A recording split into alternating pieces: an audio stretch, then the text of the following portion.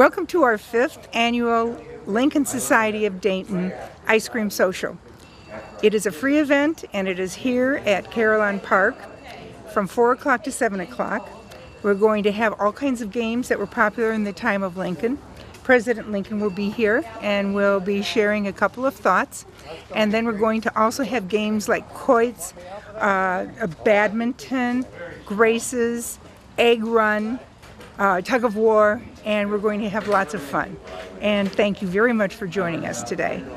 But I like Dayton. It's not too big, but it's big enough. Just right. Just right. It's like Goldilocks. Yeah, just right. You go downtown, you don't have all the traffic. You go to Cincinnati. I just speak for Cincinnati. Right. Did you keep on working at it? Or do you live in Dayton? Oh yeah, I live in Five Oaks in the neighborhood, Okay. Just like near Dayton Art Institute, about 6 to 8 blocks from there. Okay. Very good. Have you been in politics before? Yeah, I was on city commission for 8 years. Okay. So, yeah. Great. Well, good to have you as mayor. Glad to be here. Thank you.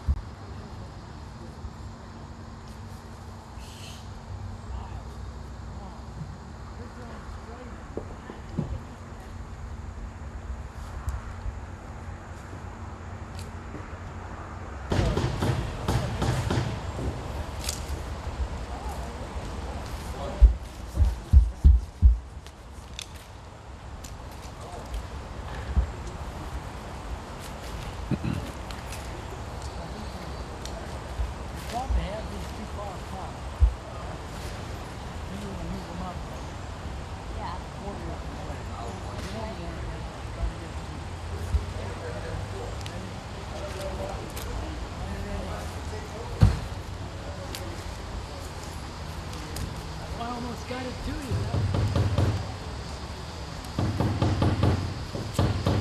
Oh, give me a chance. Almost. Oh, there's a beauty over there. Didn't go far enough.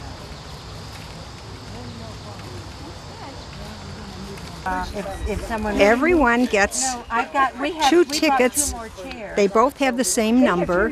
One is for your ice cream, and you keep the other one. And so that when we have the raffle, or actually the door prizes, you'll have the ticket for the door prizes, and we'll just draw it out of Lincoln's hat, which will be on the table, the ice cream table. Hi, how you doing? Tomorrow actually is your first day. It's good that Yeah. She's going back. I start the 25th. Do you? I got a while. What's your major? Marketing. Marketing. She goes to ETSU. She's from Virginia. Eastern. East Tennessee State University. Oh, you know where Middle Tennessee State is? In Murfreesboro? That's where my son lives.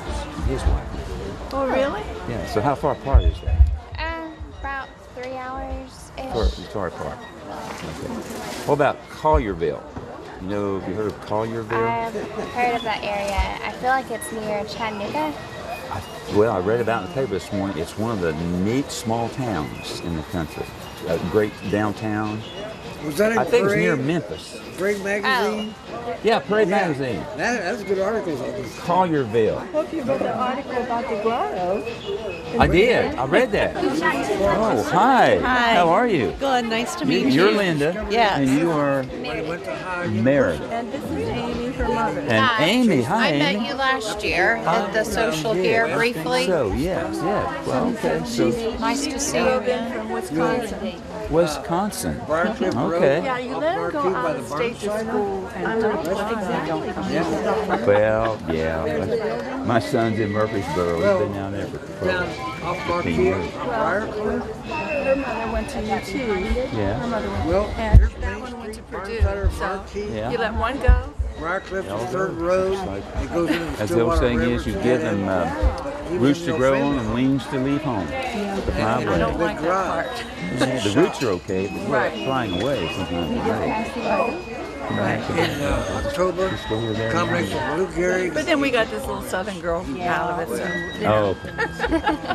So do you come back here to visit quite a bit? Haven't been up here in a while, but every once in a while I'll come up for Christmas or Thanksgiving or Easter. So That's nice. Well, tell him where you're He had a doing lot your of glass. internship. He bequeathed I am most of his doing it collection at to Pat Bristol Motor Beckerman. Speedway, He was one of the glass bedding. NASCAR tracks. Oh, in where? Money.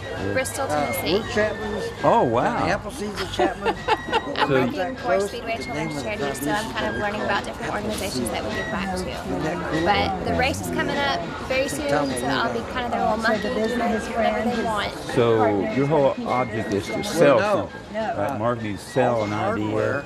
In a sense, in this case, get donations, and then we have just S&P fundraisers office building down promoting on Jefferson. different events, to- and selling Yeah. tickets Yeah. to raise money. So. That's K-12, kindergarten to 12th grade, all kind of fine art and stuff. They got We're kind of proud. Glass. I would say, yeah. Well, you sell the idea. Pardon? You need You're going to be there tomorrow? a unified Yes. group. You want to sell that idea. I think that's a little You don't bit. part out a glass shop like you Take do it in on. Iowa. Can you sell that idea?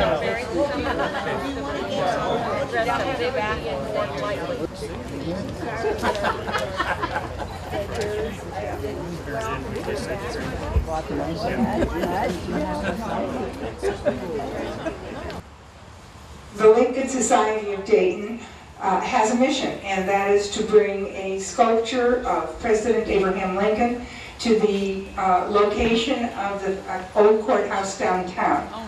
And so ultimately that is our objective, just so you know what our mission is. Today our mission is to give you a little bit of President Lincoln and life as it was back in the time of the 1860s. We'd like to begin by having the Sons of Union Veterans present the colors. Color, that's it. What? Ready, colors. Forward, march.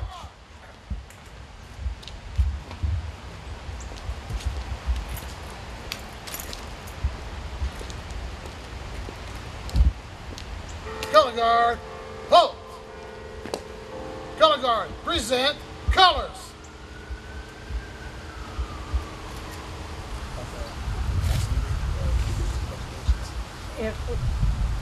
If we are We'd like to have you all taking, follow us in a pledge of allegiance to the flag. I pledge allegiance to the flag of the United States of America, and to the republic for which it stands, one nation, under God, indivisible, with liberty and justice for all. Color guard, ready, two. Color guard, post colors.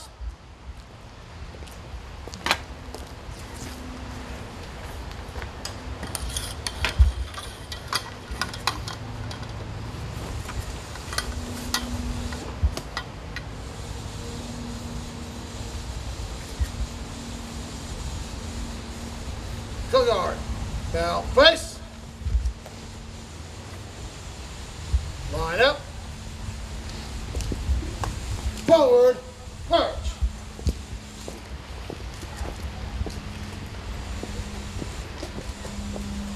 Color guard. Halt. Now face. Color guard. Dismissed. And now I'd like for you to say hello to the President of the United States. And here's Mr. Lincoln.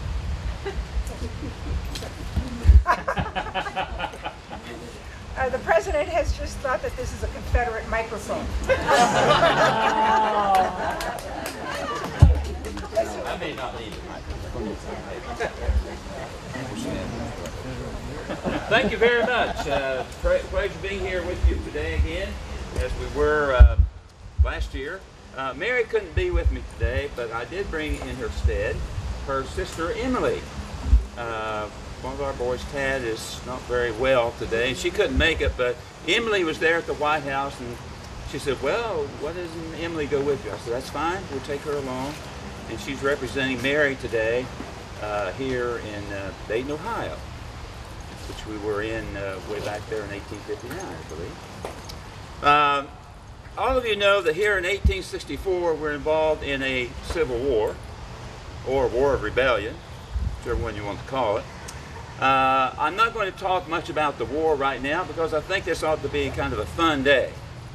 Maybe today we can forget about the war for a few hours and relax a little bit and then go back to work tomorrow.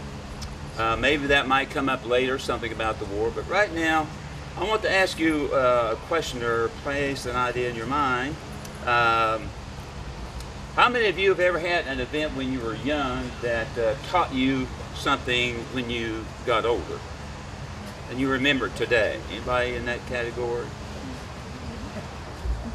Okay, well, I have something like that too. I remember, this goes back about, well, many years ago, 30, 40 years ago. On a warm summer day, when I was about 12 years old, my birth mother passed away, and my father married another lady who was a great mother to us, our stepmother. And she was just a great lady, and I began to like her very well. As a matter of fact, I loved her after a while, just like I did my own mother. And she was very delightful, liked to laugh, and that was a great change in our environment there on the farm there in Indiana. This is in southern Indiana, because we hadn't been laughing very much since our mother had passed away. But she liked to laugh, and I liked to play jokes, practical jokes, and I sometimes would play practical jokes on her. For example, I might go down to the hen house and put a green snake in the box where the hens lay their eggs. Now, green snakes are not harmful, and she would reach down to get the eggs, and there'd be a green snake, and she'd go, Abraham's at it again. Or maybe sometimes I'd put a frog down in one of those boxes. She'd reach down to get the frog. They would come out croaking, and Abraham's at it again. Well, those were pretty neat little practical jokes, and she laughed at all of them. And but one day, when I was about 12 years old, we were playing out in the yard, and the rains had come the night before. There were mud holes out there, lots of mud. We were playing out in the yard. We didn't have a lot of grass like we have here today. And we were running around with our shoes off in the mud, with the mud coming up between our toes. Now, how many of you have ever done that? Now, be honest. Come on now, all of you have done that, haven't you, one time or another? No shoes, walking through the mud, feels so good. Any of you ever done that? You did it. So we were out there doing that. Let's see, my three-step siblings, my two step-sisters and one step-brother, Dennis Hanks, who had come to live with us, and I and my sister Sarah were out there playing in the yard, in the mud. Well, my stepmother came out the door, and she said, "Kids, I'll be back in a few minutes. I'm going down to the barn." "I'll be back in a few minutes," she said, and to kind of back this story up, she had gotten my father to whitewash the ceiling. It had been just bare wood, and whitewash is kind of like thin paint, and it really made the cabin brighten up. It looked good, and she was proud of that white ceiling. Well, my mother left to go down to the barn, and all of a sudden I got an idea. Another practical joke. I put her leaving together with the mud on our feet out there, and I came up with an idea, just like snapping your finger. All of a sudden I got the idea. Oh, white ceiling, muddy feet. Oh, would she get a kick out of this? Well, she didn't really get a kick out of it, but I almost did. Anyway, she left, and I said, "Kids, now here's what we're going to do."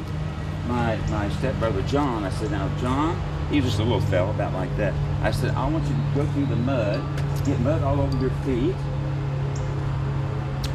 and come up to the door of the cabin here." Mother's off somewhere down at the barn.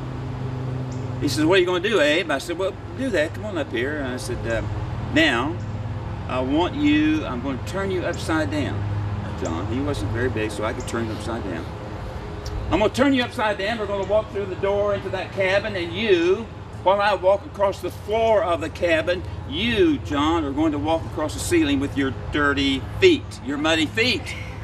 And he looked at me and said, "Abe, I don't think we ought to do that. I mean, Mother's going to be really upset about that." I said, "Oh, she won't mind. She'll laugh. She always laughs at my jokes, my practical jokes." He said, "Well, I don't know. I really don't think you should do that." I said, "Oh, come on, John." I finally convinced him, "Well, come on." Well, he stood there, and I turned him upside down and walked into the cabin. And I walked across the cabin on the floor, holding him like that, and he was walking across the ceiling with his muddy feet up there, putting those muddy footprints up on that white ceiling.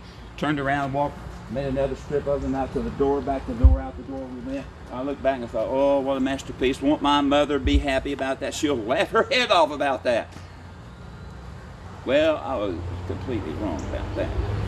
I should have listened to John, my younger brother, because when she came back, in a few minutes, she came back and walked in the door of the cabin, and it seemed like the whole world just got quiet. You know, the wind quit blowing, birds quit twittering, cows quit mooing, horses quit neighing, pigs quit running. The whole world was still. And we just stood there and listened. Well, either my mother had either looked up at the ceiling, or maybe a drop of mud had fallen in front of her, maybe hit her on the head, and then she looked up and saw just about 24 footprints up on that white ceiling that she loved so much.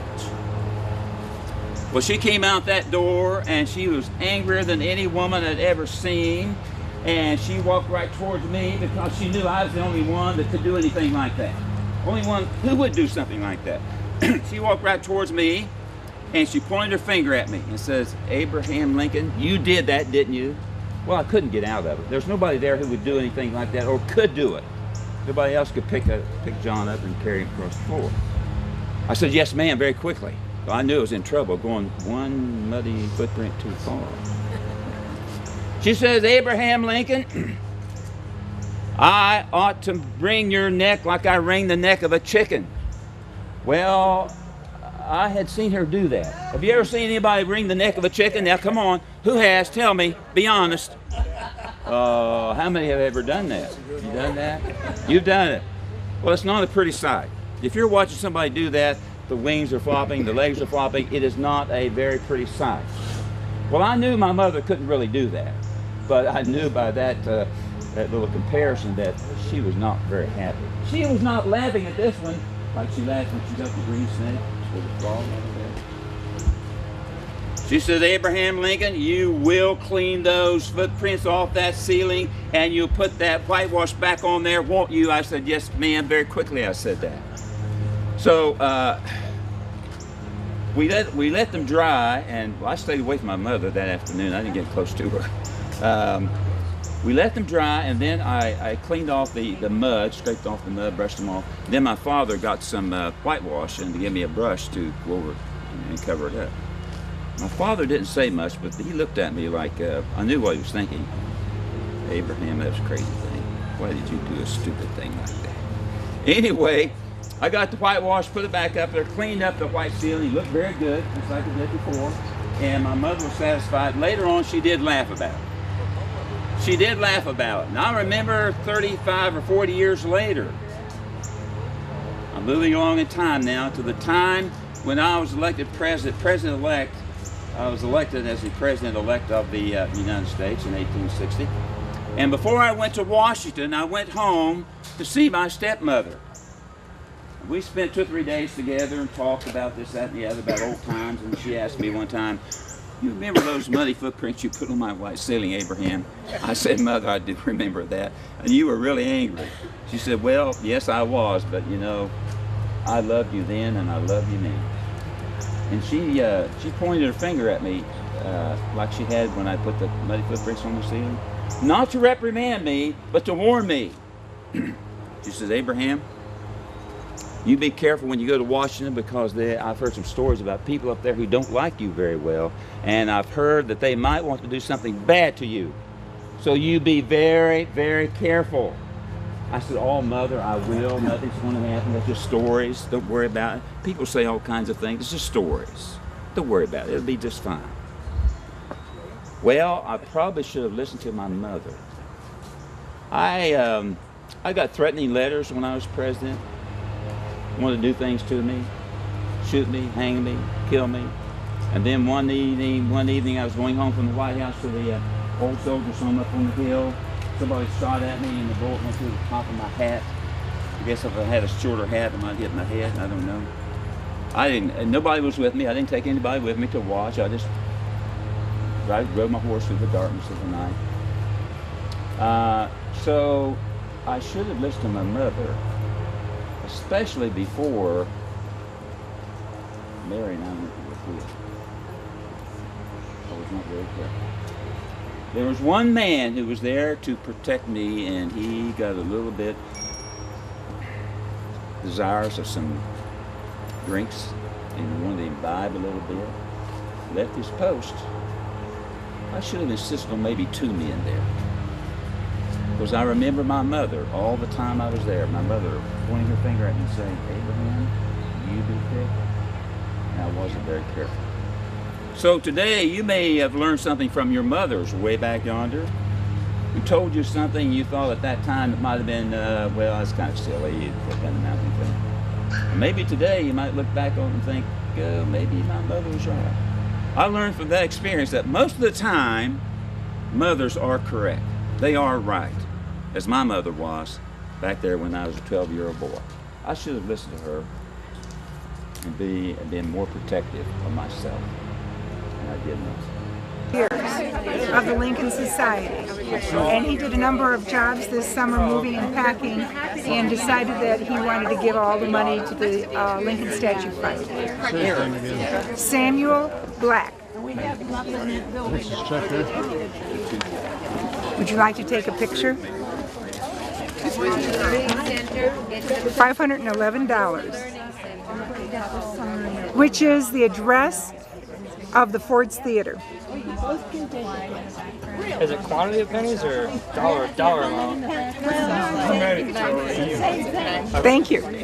I did this for all the summer jobs I did to do it for the statue. $511, and that's it. And why 511? Because it was the address of Ford's Theater. Wow, that's great. It takes you a while to figure that. Oh, you didn't? I'm sorry. Big handful. I'll tell you what, I'll just work with these guys on this. Okay, yeah. Help out. Well, there was a lot of information in Lincoln Bean, I'll tell you that. 1861. Stephen Douglas dies in Illinois while rallying Northern Democrats to the Union cause. Sam, would you like to get a card and play bingo? Lula? What time are you planning on doing the retirement ceremony? Probably 6:45. 47. Okay, my lady friend's here, so we're going to look around a little bit. So. She said it was under hand. Thank you. There. Those are Top hats. Yeah, those are to put on your card. Would your mom like to play too? Mom.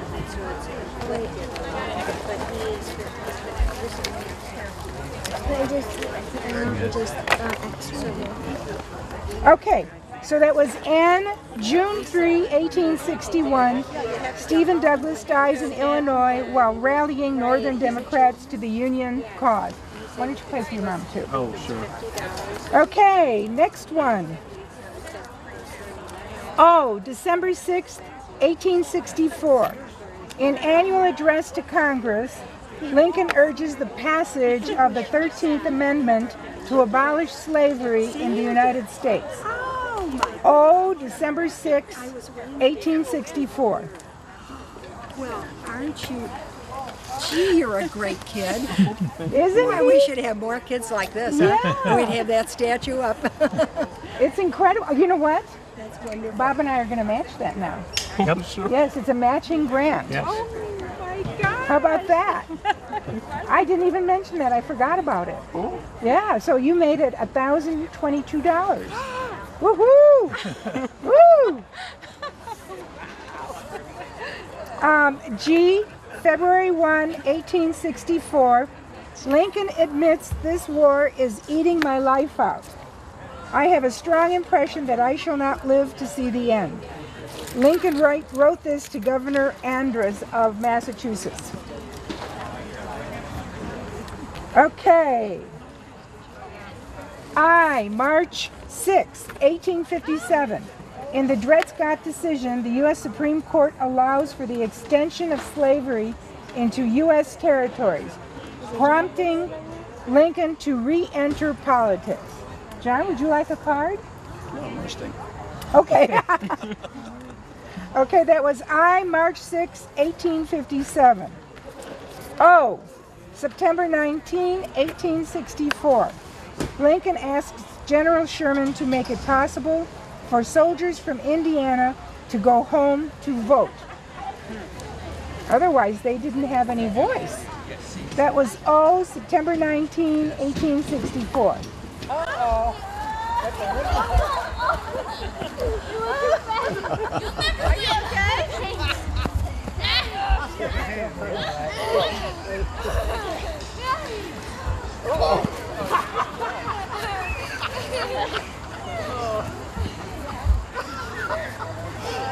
Let's keep going.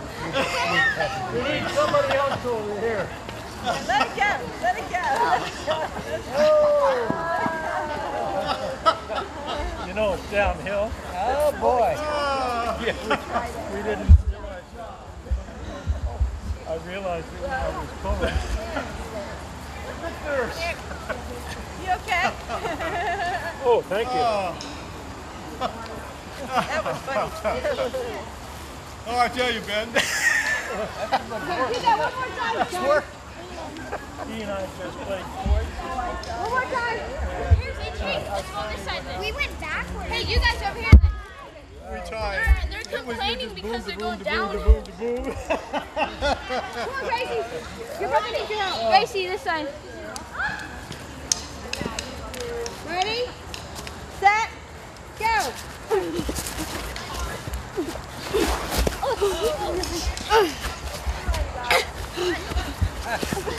No!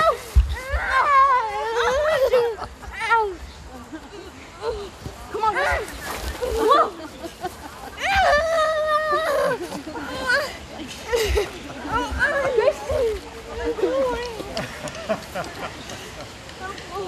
Get up, get up! I'm going!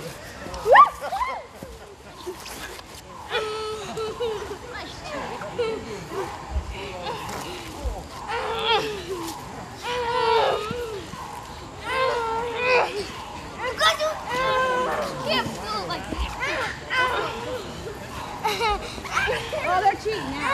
Hey, get up! What's she pulling it like that? Yes, isn't it though? There's no technology involved, but it's Yeah, we can. There's no rules there.